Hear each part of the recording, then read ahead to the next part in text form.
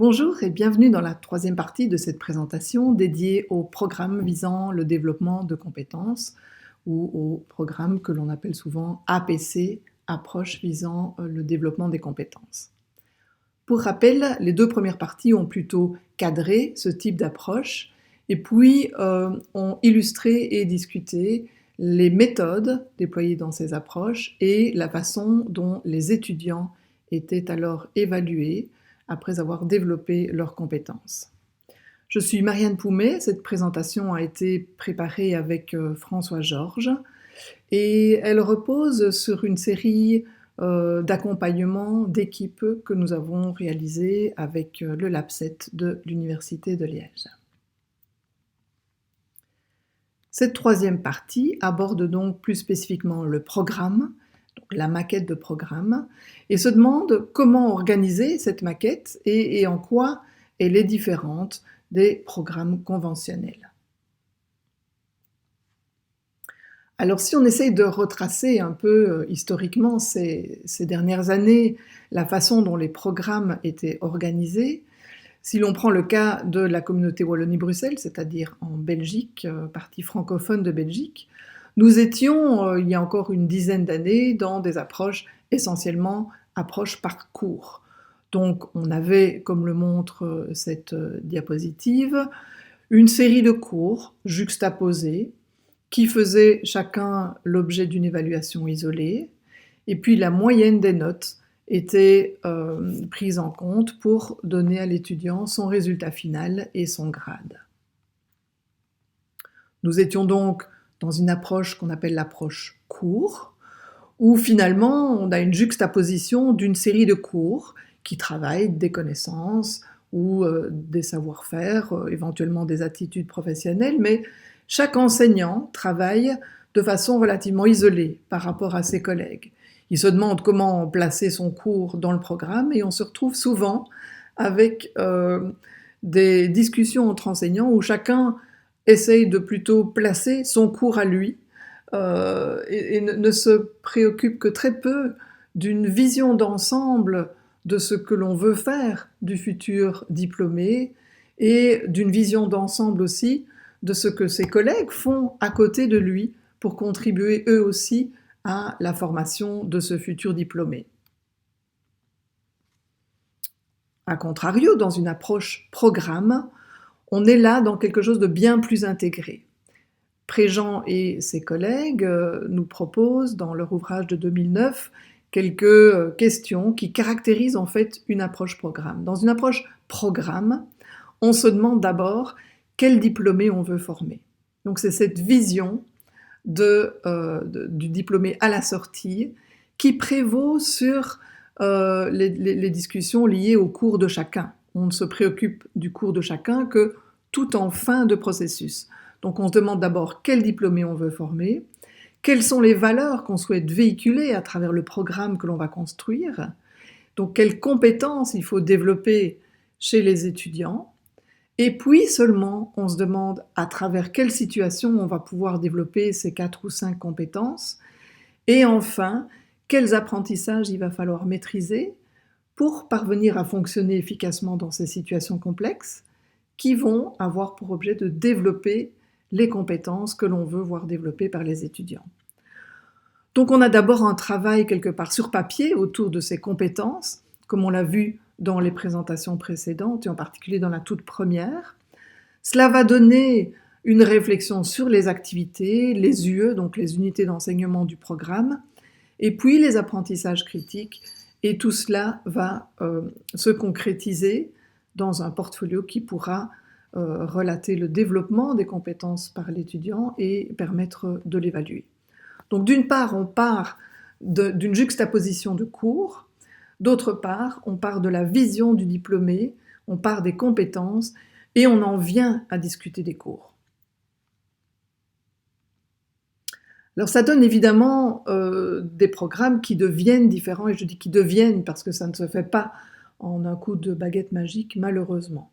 Si l'on revient à notre approche un peu plus historique, au départ d'une situation où il n'y avait qu'une juxtaposition de cours isolés, on a eu, et ça a été influencé évidemment par le décret par Bologne et puis en Belgique par d'autres décrets qui l'ont suivi, on a eu des injonctions de former des unités d'enseignement. Alors vous les voyez, ce sont les rectangles blancs. On a ici par exemple une unité d'enseignement autour de la formation en entreprise, et puis 2 unités d'enseignement disciplinaires ou thématiques. À l'intérieur des unités d'enseignement, on a en fait des cours, qu'on a appelés à ce moment-là acquis d'apprentissage. Alors chaque cours fait toujours l'objet d'une évaluation isolée, et au niveau de l'unité d'enseignement, on continue à faire des moyennes. La moyenne n'est plus une moyenne sur tout le programme, mais les moyennes sont quelque part en unité d'enseignement. Il y a déjà un progrès parce que les enseignants commencent à discuter ensemble pour voir dans quelle unité d'enseignement ils pourraient aller placer leurs cours, pour essayer de voir quels sont quelque part les paquets qui peuvent trouver des similarités ou une certaine cohérence aux yeux de l'étudiant. On n'est pas encore dans une approche par compétence, on est dans quelque chose d'un peu cosmétique où finalement on a séparé le gros sac en quelques petits sacs, mais on n'a rien changé au contenu des cours. Un peu plus tard, en génération 2, on est allé vers une intégration légère, qui était déjà un plus pour l'étudiant, parce que les enseignants des différents cours, au lieu de mener leur enseignement complètement indifféremment de leurs collègues, ont commencé à collaborer. Et dans certaines unités d'enseignement, on a vu apparaître des évaluations réellement intégrées, parce que les enseignants avaient trouvé une façon de s'entendre pour montrer à l'étudiant le sens qu'avaient leurs différentes matières combinées. Dans certaines UE, l'évaluation est donc intégrée.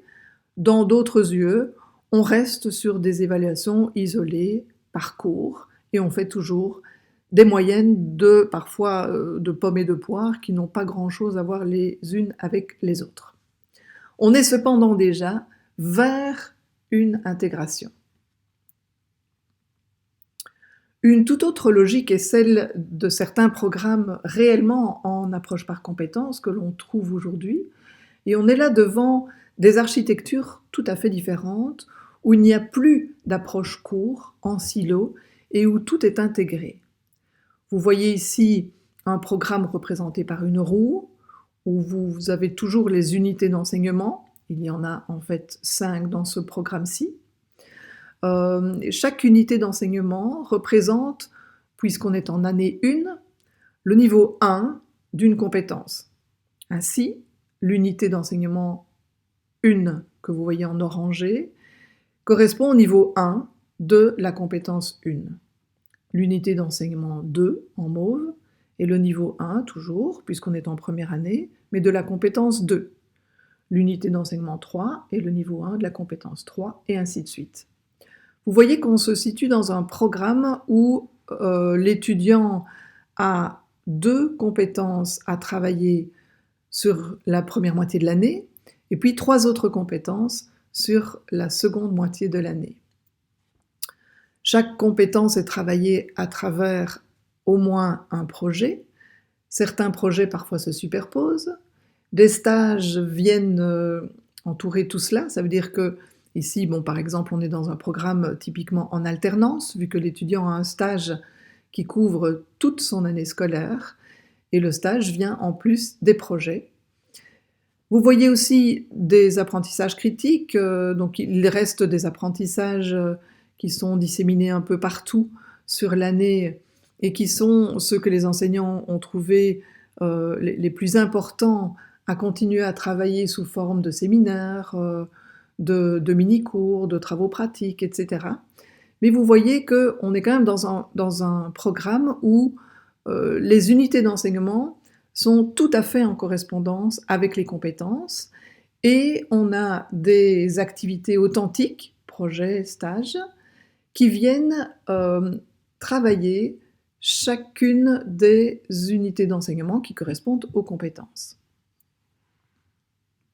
Voici un autre exemple de programme de ce type, où vous voyez un peu la même architecture sauf qu'ici, nous ne sommes pas dans un programme en alternance.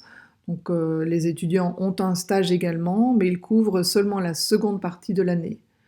Vous voyez aussi, je ne l'ai pas souligné dans la diapositive précédente, mais c'était aussi le cas, des possibilités de remédiation, en tout cas sur le deuxième quadrimestre, parce que c'est important évidemment que l'étudiant puisse retravailler des éléments qu'il n'aurait pas bien développés pendant la première partie de l'année. Alors ce qui est vraiment important ici aussi, c'est que le portfolio est vraiment au cœur du programme.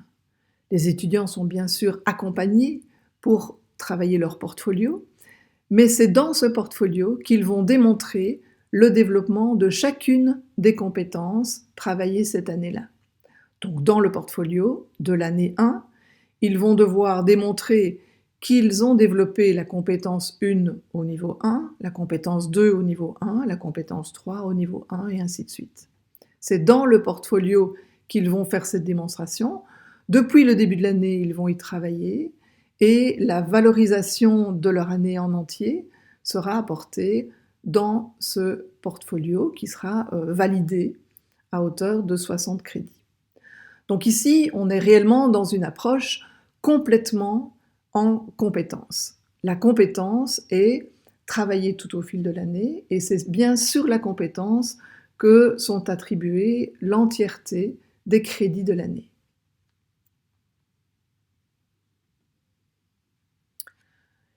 Ici, je trouve cet exemple intéressant, c'est un exemple issu de l'ENTPE à Lyon, et on y voit que, par exemple, pour la compétence de conception et pilotage de projets au service d'un territoire, nous sommes chez des ingénieurs, on voit que les enseignants ont prévu quand même donc toute une série d'activités.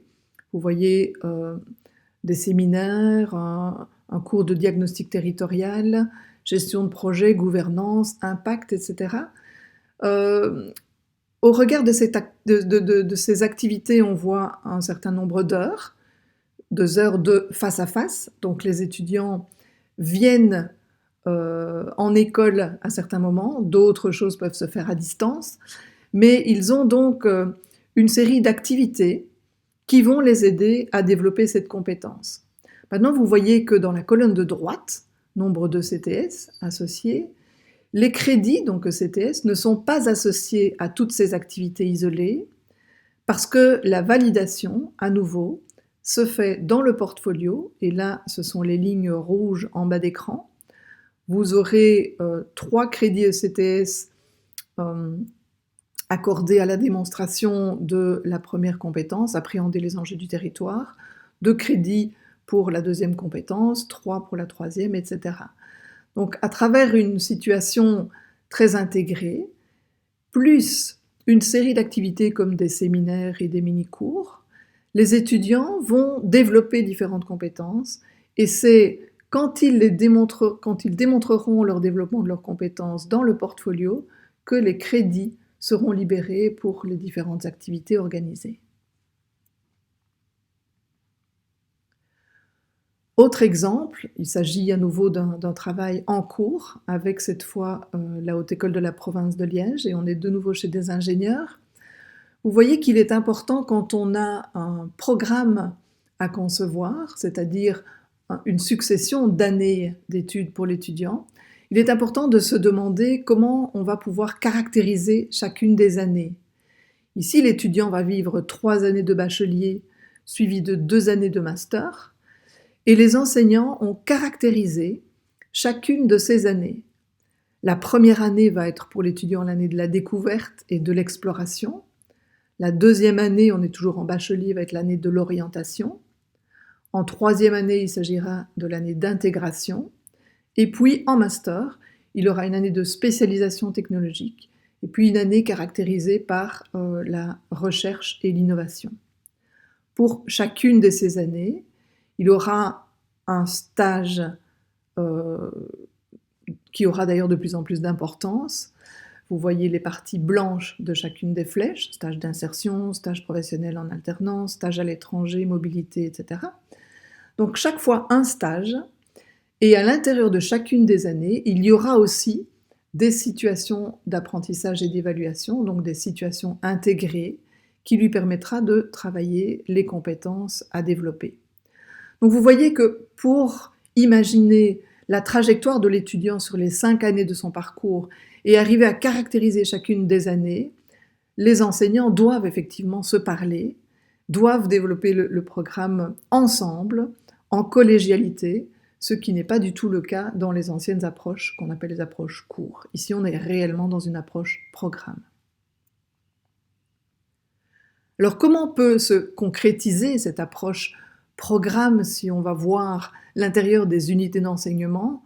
On en a déjà vu un petit aperçu avec l'exemple de l'ENTPE à Lyon précédemment.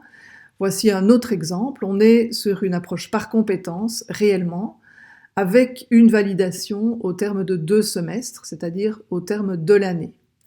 Le temps se déroule de gauche à droite sur cette dia, et vous voyez que tout en haut, donc l'étudiant commence son année, il est en année 1, avec un travail dans l'unité d'enseignement 1, il travaille la compétence 1. Il va la travailler sur 12 crédits ECTS.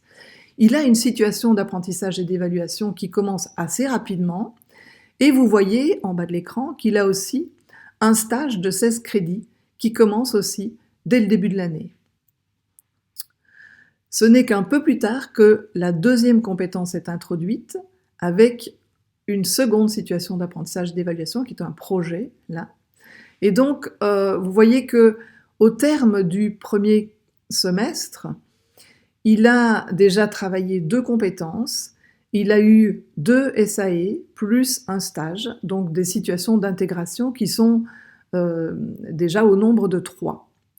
Vous voyez des petites bulles vertes un peu partout dans le programme. Ce sont des apprentissages critiques qui sont travaillés à travers des séminaires, voire éventuellement des cours isolés, mais qui arrivent au moment où l'étudiant en a besoin pour être efficace dans son projet, donc son projet ou son stage, parce que vous voyez qu'il y a aussi des bulles vertes dans la ligne de stage, parce que quand l'étudiant est en stage, il arrive aussi qu'il ait vraiment besoin de séminaires d'accompagnement de stage ou de travail sur des ressources vraiment très spécifiques, des savoirs, des savoir-faire ou des attitudes dont il a réellement besoin pour mener à bien ses actions professionnelles. Au deuxième semestre, l'étudiant pourra finaliser les SAE, donc les projets qu'il aura démarrés au premier semestre s'il ne les a pas terminés. Et puis, il va démarrer les 3 autres compétences de son programme, avec là à nouveau des situations d'apprentissage et d'évaluation. Et vous voyez qu'elles sont à cheval entre 2 compétences. Donc, on peut, avec un même projet par exemple, travailler 2 compétences chez l'étudiant. Je souligne encore que l'évaluation certificative va se faire dans le portfolio. Vous voyez que la ligne du portfolio suit l'étudiant tout au long de son programme. Ça veut dire aussi qu'il y a des activités qui sont organisées pour l'aider à rédiger son portfolio. Et vous voyez qu'une toute dernière ligne existe en bas de l'écran qui permet à l'étudiant en 2e session, donc au mois de septembre, si pour certaines compétences, le niveau de développement que l'on avait fixé pour la fin de l'année n'est pas atteint, l'étudiant a l'occasion pendant les mois d'été de retravailler cette compétence ou ces compétences éventuellement s'il a échoué à 2 compétences, de les retravailler et de représenter une seconde version de son portfolio pour les compétences qui n'auraient pas été jugées à un niveau de développement suffisant. Voici un autre type de présentation possible pour un programme. On se trouve ici dans un programme effectivement par compétences qui développe 5 compétences sur 3 années d'études. Les 5 compétences sont en ligne et les 3 années en colonne. Sur la première année, on va voir donc 2 semestres, le S1 et le S2, et on va commencer au S1 par le travail de 2 compétences, tout comme dans l'exemple que l'on a vu précédemment. Les étudiants, par la suite, vont pouvoir démontrer ces 2 compétences dans un portfolio de niveau 1 pour les compétences 1 et 2. Et au 2e semestre, ils vont commencer à travailler les compétences 3, 4 et 5 qu'ils vont devoir, elles aussi, démontrer dans un portfolio de niveau 1. Vous voyez qu'on a une SAE ici qui couvre déjà au 2e semestre 2 compétences différentes. Au 1er semestre, pour respecter l'entrée progressive dans la compétence, on travaille que 2 compétences et chaque compétence a sa propre situation d'apprentissage et d'évaluation pour que les étudiants s'y retrouvent plus facilement et apprennent petit à petit les principes de ces compétences et du développement et de la démonstration de ces compétences. En année 2, les 5 compétences sont travaillées pour respecter le principe de la continuité où chaque compétence est travaillée plusieurs fois. On a encore plus de SAE qui sont à cheval entre 2 voire 3 compétences. Vous voyez qu'on a un portfolio semestriel qui arrive là au mois de janvier, mais qui n'est finalement pas définitif. Les étudiants travaillent la compétence, mais ils ont toute l'année pour la démontrer au niveau 2. Et vous voyez que certaines des activités débordent d'un semestre sur l'autre. Donc on a parfois un stage qui peut durer 4 mois par exemple au lieu de 3 mois.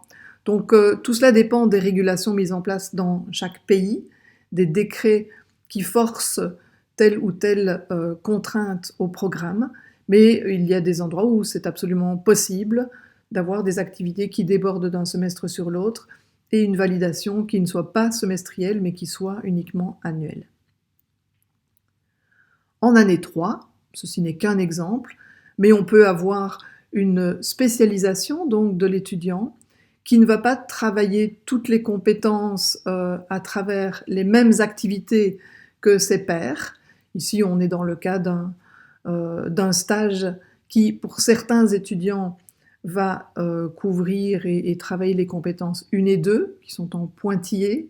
Pour d'autres étudiants, les compétences 2 et 5, par exemple, alors que le stage pour tous les étudiants travaillera en tout cas les compétences 3 et 4.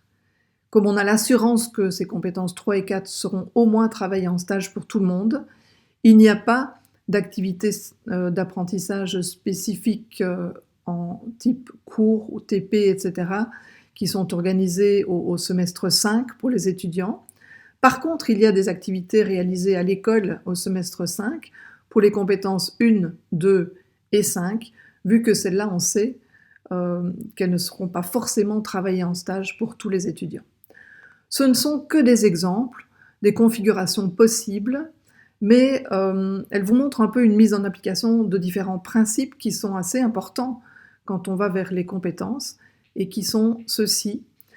D'une part, on entre progressivement dans la logique des compétences. Vous voyez qu'en année 1, on travaille d'abord 2 compétences avant d'introduire les 3 suivantes. Ensuite, on a une articulation des compétences entre elles. Les SAE, vous voyez, sont intégratives. Elles sont parfois à cheval entre plusieurs compétences. Et on essaie d'avoir, dans la mesure du possible, un nombre limité de SAE, vu justement qu'elles sont intégratives. Vous voyez qu'en année 3, on n'a plus que 2 SAE, qui sont un grand projet, un grand stage, par exemple, qui travaillent, pour certaines, la totalité des compétences du programme. Le 3e principe est celui de la continuité. Donc une compétence, vu qu'elle se développe sur plusieurs années, elle est présente dans le programme plusieurs années et elle est évaluée plusieurs fois. Être évaluée plusieurs fois, ça a surtout l'intérêt de pouvoir fournir à l'étudiant plusieurs fois du feedback, de la rétroaction sur son développement de la compétence. Donc pas uniquement sur sa mobilisation de ressources et sur sa maîtrise des ressources, des connaissances, etc., mais aussi sur ce qu'il en fait de ces ressources quand il est plongé dans des situations authentiques. Donc le feedback est vraiment important et cette continuité permet le feedback. Enfin, le choix potentiellement laissé à l'étudiant pour sa spécialisation. Vous voyez qu'en année 3, selon son stage, il va creuser plus ou moins certaines compétences. On peut même décider que certains étudiants vont devoir atteindre un niveau d'expertise en forme majeure, par exemple, sur certaines compétences, et d'autres auront choisi une majeure dans d'autres compétences. Donc il y a un tas de déclinaisons possibles encore pour ce type de programme, mais les principes devraient toujours être celui de la progressivité, l'intégration, la continuité et le choix laissé parfois à l'étudiant quand il se spécialise dans les dernières années de cycle en particulier. Si l'on effectue un zoom sur la première année, voici par exemple ce que cela peut donner. On a un premier semestre qui travaille, comme vous l'avez vu sur la diapositive précédente, les compétences 1 et 2. Pour la première compétence, on a une SAE de 10 crédits, assortie de 2 petits modules, un de 2 crédits, un de 3 crédits, parce que, par exemple, un cours plus expositif était nécessaire, et puis éventuellement un TP était nécessaire également. On a une deuxième SAE de 10 crédits également, avec aussi 2 modules sur la même logique. Et l'étudiant doit, au terme du premier semestre, démontrer le développement de ces 2 compétences, la 1 et la 2, au premier niveau, dans son portfolio. Ensuite vient le deuxième semestre. Il a la possibilité de remédier à ses manques au niveau des 2 premières compétences. Mais là, évidemment, puisqu'il s'agit de remédiation, ce n'est pas assorti de crédit. Et puis, il commence les compétences 3, 4 et 5, avec de nouveau une SAE de 10 crédits, l'autre SAE fait 12 crédits. Vous voyez que les SAE, elles sont toujours assorties d'un nombre de crédits important, puisqu'on est dans l'intégration, on est généralement sur des projets, des cas, enfin des éléments qui prennent du temps, puisqu'on vise l'intégration. Et puis on a parfois un petit module, parfois 2, par unité d'enseignement, qui viennent s'ajouter à ces situations d'apprentissage et d'évaluation. Au terme du deuxième semestre, l'étudiant peut, s'il n'avait pas satisfait aux exigences du portfolio de janvier, représenter les compétences 1 et 2, mais il doit en tout cas compléter son portfolio par la démonstration qu'il est bien arrivé au niveau 1 aussi pour les compétences 3, 4 et 5. Enfin, je souligne quelques points d'attention qui sont vraiment importants lors de la constitution du programme. Tout d'abord, il y a un équilibre à trouver. Et c'est vraiment un équilibre qui n'est pas facile à trouver.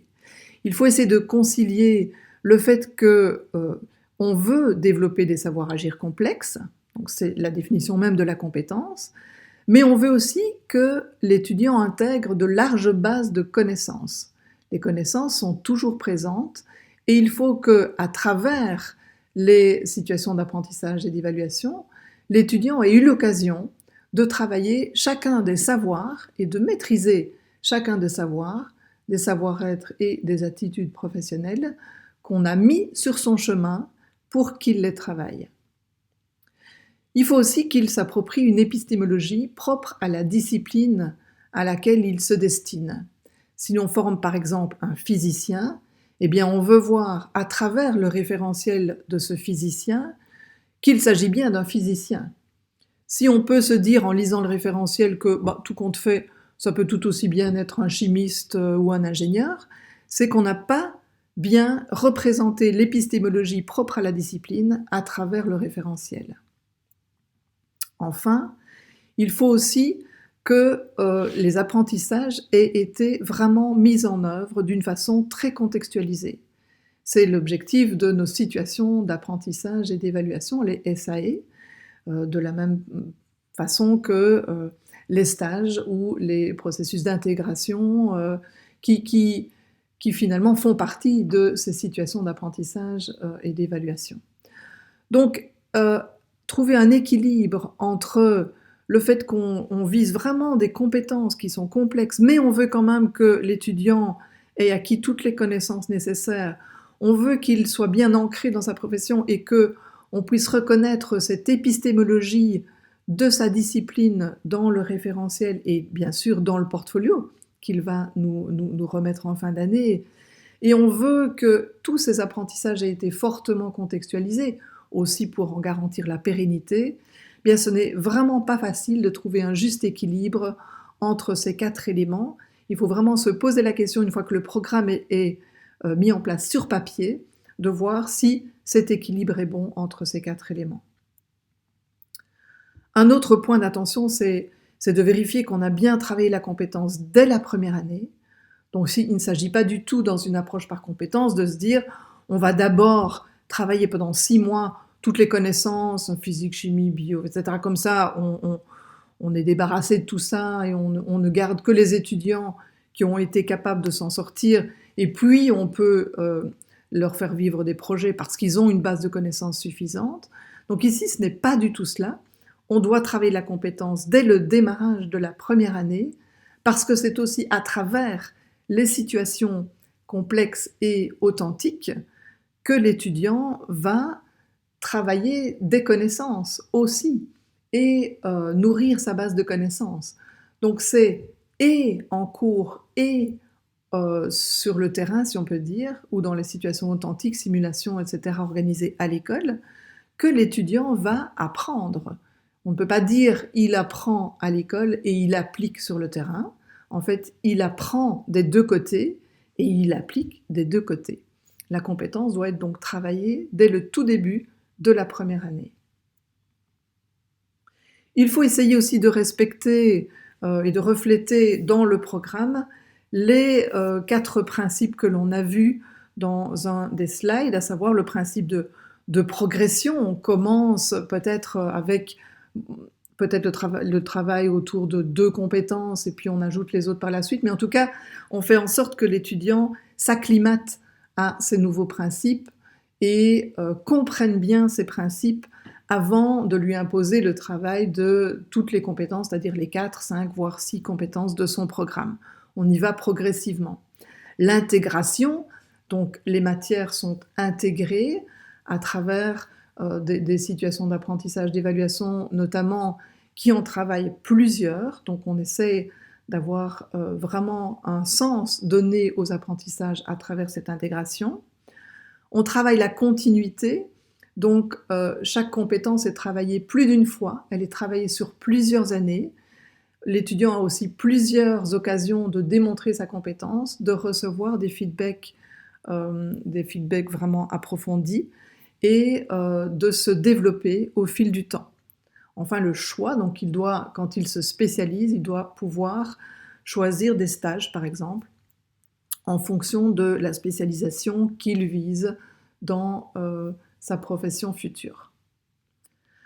Enfin, il faut vraiment envoyer le bon message aux étudiants en leur montrant que la validation de leur année ou de leur cycle d'études est réalisée sur la compétence et non sur les ressources. Donc le poids de la note finale, s'il y a une note, va être sur la compétence et non sur une accumulation de notes qui viendraient de tests de connaissances obtenus aux différents cours qui restent dans le programme. Donc vraiment, c'est sur la compétence que l'étudiant doit être évalué et pas uniquement sur l'accumulation des ressources. C'est vraiment la compétence que l'on juge. Pour cela, d'autres référents théoriques peuvent être mobilisés, mais ça ne fait pas l'objet de cette présentation. Nous nous en tiendrons donc à ces 4 points d'attention qui devraient déjà nous orienter vers des programmes qui seront vraiment axés sur le développement de la compétence des étudiants. Alors voici quelques repères bibliographiques qui ont été utilisés dans les 3 parties de la présentation. Je passe assez vite dessus puisque vous pouvez cliquer sur pause si l'une ou l'autre de ces références doit être notée pour être découverte par la suite. Et je vous remercie pour votre attention. Ceci termine la présentation que nous avons réalisée avec François Georges sur les programmes qui visent le développement de compétences. J'espère que vous avez mieux compris ce que cela peut changer dans la réalité des enseignants et des étudiants, mais surtout concrètement, pourquoi on irait vers ce type de programme et comment on peut s'y lancer si on a vraiment le souhait d'aller vers là. Merci beaucoup.